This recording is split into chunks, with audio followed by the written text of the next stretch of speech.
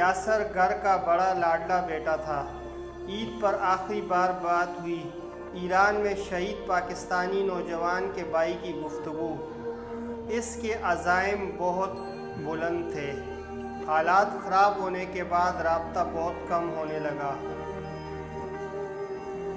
Once آباد کے رہائشی 26 سالہ یاسر خان، جو ایک نجی کمپنی کے بحری اہلکار تھے اور ایران میں جنگ کے دوران شہید ہو گئے، ان کی آخری کال عید کے پہلے دن گھر والوں کو آئی تھی۔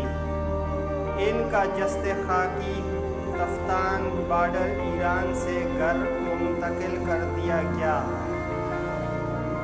امت ڈیجیٹل نے اس حوالے سے ایک خصوصی رپورٹ تیار کی ہے، جس میں تمام تفصیلات بتائی گئی ہیں۔ یاسر کے بھائی نے بتایا کہ وہ سب سے چھوٹا اور لاڈلا بھائی تھا، نمازی اور پرہیزگار انسان تھا، ماں باپ کی خدمت کرنا، دعائیں لیتا۔ اس کی دلی خواہش تھی کہ میں سی مین بنوں۔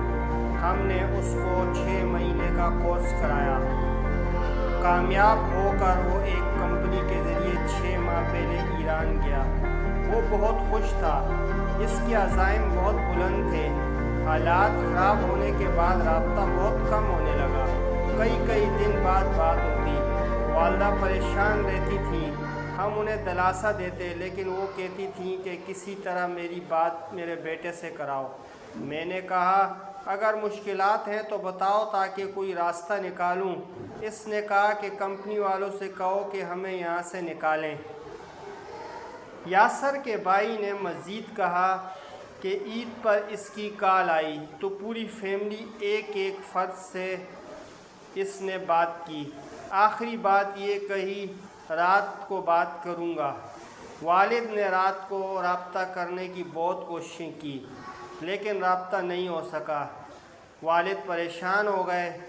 اگلے روز اطلاع ملی کہ اسرائیل نے جہاز پر حملہ ہوا ہے اور وہ میرا بھائی اس میں شہید ہو گیا۔ اس کا جو ہے نا یہ شوق بھی تھا، بچپن سے بھی یہ شوق تھا۔ نیٹ ورک بھی بالکل کام نہیں کر رہا تھا، دور تک رابطہ نہیں تھا، ان کا بھی رابطہ نہیں تھا اور ہمارا بھی نہیں تھا۔ کا ایک چھوٹا بیٹا ہے 3 سال کا، محمد زوہان نام ہے، جس کا انتظار کر رہے ہیں کہ یہ ڈیڈ باڈی ہمارے حوالے کرے تو ہم اس کو پاکستان صرف اپنے اہل حوالے کے لیے لے جائے اور عزت سے اس کو ہم دفنا دیں۔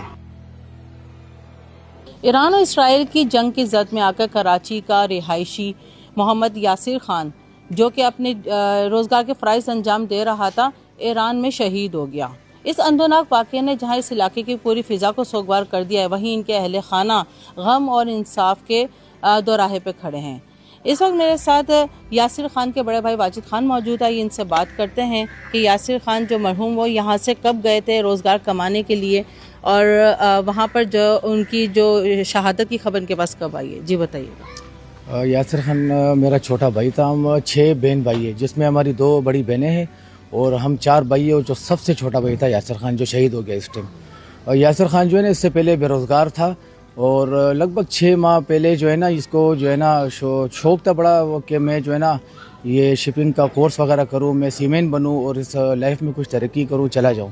اس کا جو ہے نا یہ شوق بھی تھا، بچپن سے بھی یہ شوق تھا۔ تو ہم نے جو ہے نا جہد کی، کورس وغیرہ کرائے، محنت کرائی، محنت اس نے کی اور اپنے محنت کا رنگ جو لایا۔ اور وہ 6 ماہ لگ بھگ ہو گئے تھے کہ وہ گیا ہوا تھا کہ کمپنی کے تھرو گیا ہوا تھا ایران ٹک پہ، یہاں سے ایران ٹک پہ گیا تھا۔ 6 ماہ ہو گئے تھے، ہماری ان سے اچھی خاصی بات ہو رہی تھی، فیملی ٹرم سے بھی اچھی بات ہو رہی تھی، گپ شپ چل رہی تھی۔ مجھ سے جو ہے نا الگ سے بات کر رہا تھا، میں ڈیوٹی پہ ہوتا تھا تب بھی میسیجوں پہ بات ہوتی تھی، اور میں جب گھر سے باہر ہوتا تھا تب بھی ہماری وائسوں پہ، ویڈیو کال پہ اور میسیجوں پہ تقریباً بات ہوتی تھی۔ اس دوران جو ہے نا یہ لگ بھگ جب ایران کے حالات جو پیچیدہ ہوئے، بہت زیادہ خراب ہوئے، تو اس دوران جو ہے نا ہمارا رابطہ 22 کے ساتھ کٹ اپ ہوا۔ پھر جو ہے نا گیپ آ گیا 3 4 دن کا، اور پھر اس میں جو ہے نا ہلکی پھلکی بات ہوتی تھی۔ اس کے بعد جو ہے نا 10 دن کا گیپ آ گیا، 15 دن کا گیپ آ گیا۔ پھر مختصر سی بات ہوتی تھی، اور بھائی مجھے یہ اکثر وائس چھوڑتا تھا اور اکثر جو ہے نا آڈیو کال کر کے یہی کہتا تھا کہ بھائی جو جس کمپنی سے میں گیا ہوں آپ کو تو پتہ ہے، اور لہٰذا جو ہے نا اس کمپنی کو جا کے ان سے ریکویسٹ کرے کہ مجھے یہاں سے صحیح سلامت نکالا جائے۔ انہوں نے مجھ سے پھر یہ کہا، میں کمپنی آتا جاتا رہا، جن ایجنٹوں کو میں بولتا رہا، جو ایجنٹ کے اونر ہے انصر صاحب، ان سے ریکویسٹ کرتا رہا، منت کرتا رہا۔ والد صاحب کو کوئی 4-5 دفعہ لے کر گیا ہوں، ان سے بات چیت کی، ان سے ریکویسٹ کیے کہ لہٰذا انصر بھائی ہمارے بھائی جو ہے نا اس ٹائم جو ہے نا بہت تشویشناک حالات میں ہے، اور لہٰذا مہربانی ہوگی میرے بھائی کو وہاں سے صحیح سلامت نکالے۔ تو انہوں نے مجھے کہا کہ یار ہمارا وہاں پہ دور دور تک کوئی رابطہ نہیں ہو رہا، کیونکہ وہاں پہ ایران میں جو ہے نا جنگ کے حالات میں نیٹ ورک بھی بالکل کام نہیں کر رہا تھا، دور دور تک رابطہ نہیں تھا، ان کا بھی رابطہ نہیں تھا اور ہمارا بھی نہیں تھا۔ پھر مجھے اچانک سے خبر آئی، عید کے پہلے دن ہماری جو ہے نا فیملی کی عید کا پہلا دن تھا، جو ہم سارے بیٹھے ہوئے تھے، ہمارے اہل خانہ بیٹھے ہوئے تھے، ہمارے چاچا خالہ لوگ بہنیں، اس خوشی کے موقع میں ہم سب جمع ہوئے تھے۔ اس دوران میری پہلی عید کو پہلے دن ہماری ان کی پوری فیملی سے بات ہوئی، اور بہت ساری باتیں ہوئی، بہت ساری گپ شپ ہوئی فیملی کے حوالے سے اور اپنے آپس کے حوالے سے نا۔ اس کے بعد جو ہے نا ہماری سے مختصر سی بات اس نے میرے والد سے کی ہے کہ ابو چلو میں ابھی سو رہا ہوں، رات کو میری ڈیوٹی ہوگی تو میں رات کو آپ کو کال کروں گا، میں رات کو آپ سے آرام سے بات کر لوں گا۔ اس کے ساتھ وہ اس کا دوست تھا جو روم میٹ تھا، انہوں نے مجھے 1 منٹ کی کال کی، ایک منٹ کی میری اس سے بات ہوئی۔ انہوں نے مجھ سے یہ واقعہ بیان کیا کہ اس طرح ہمارے جہاز پر حملہ ہوا ہے جو ایرانی ٹگ بوٹ ہے، اور میں زخمی حالت میں پانی میں گرا ہوں، مجھے ریسکیو کیا گیا، اور میں اس ٹائم جو نا ایران ہاسپٹل سے بات کر رہا ہوں۔ اتنی بات ہوئی، ہمارا رابطہ کٹ اپ ہو گیا۔ اچھا یہ بتائیں، جو محمد یاسر خان ہے اس کی ایج کیا تھی؟ یاسر خان کی ایج 26 سال تھی۔ ان کا ایک چھوٹا بیٹا ہے 3 سال کا، محمد زوحان نام ہے جس کا۔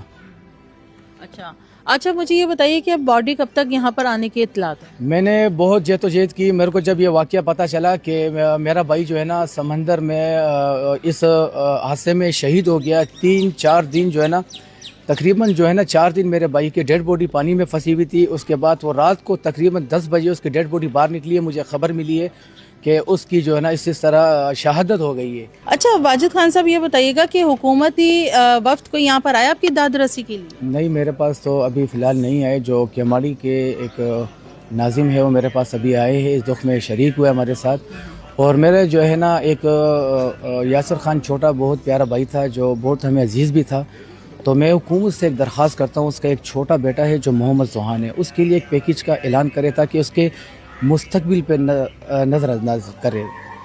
جی بالکل، ان کا یہ کہنا ہے کہ حکومت جو ہے ان کے چھوٹے بیٹے زوحان جو کہ 3 سال کا ہے، اس کے جو ہے پڑھائی لکھائی اور دیگر مستقبل میں جو اخراجات ہیں اس کی طرف سے جو ہے حکومت کی طرف سے کوئی وظیفہ ملے تاکہ ان کی بیگم کو جو ہے یاسر مرحوم کی بیگم کو کوئی مشکلات کا سامنا نہ کرنا پڑے، یہ کہنا چاہ رہے ہیں۔ اچھا یہ بتائیے بھی ناظم صاحب جو آئے ہیں ان کا کیا ہے، یہاں کے لوگوں کے لیے کیا کہہ رہے ہیں؟ انہوں نے آ کے ہمارے سے دکھی اظہار کیا، ہمارے ساتھ شامل ہوئے اس دکھ میں، اور میں ان کا بڑا شکر گزار ہوں۔ عبدالقادر پٹیل صاحب جو ہے ہمارے پاس کل آئے تھے ہمارے پاس کوئی لگ بھگ 4 بجے کے ٹائم۔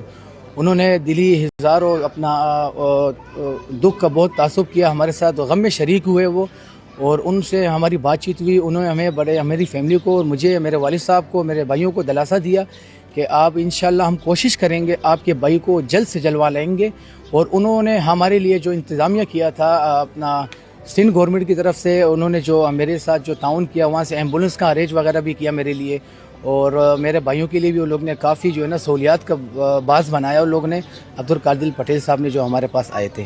کس بندرگاہ پہ آنے کے لیے کہا ہے؟ پہلے باڈی وہاں کا کس بندرگاہ پہ آئی؟ یہ جو ہے نا انہوں نے کہا تھا کہ تافتان بارڈر پہ یہ جو ہے نا باڈی ہمیں ریسیو ہوگی۔ میرا بھائی جو امجد خان ہے وہ تافتان بارڈر گیا ہوا ہے، اور جس میں میرا ایک دوست ہے فضل خان جو منوڑے کا چیئرمین ہے، وہ بھی انہوں کے ساتھ ہے۔ اسی یاسر خان جو شہید ہو گئے ان کا انتظار کر رہے ہیں کہ یہ ڈیڈ باڈی ہمارے حوالے کرے تو ہم اس کو پاکستان صرف اپنے اہل حوالے کے لیے لے جائے اور عزت سے اس کو ہم دفنا دیں۔ بالکل، کسی کے جانے کے غم جو ہے الفاظوں سے بیان نہیں کیا جا سکتا، لیکن اس خاندان کے لیے حکومت داد رسی کے طور پہ کیا عملی اقدامات کرتے ہیں یہ تو وقت ہی بتاتا ہے۔ اسی کے ساتھ ناظرین صباح خیر کو اجازت دیجیے، ملتے ہیں آپ سے اگلے پروگرام میں، جب تک کے لیے اللہ حافظ۔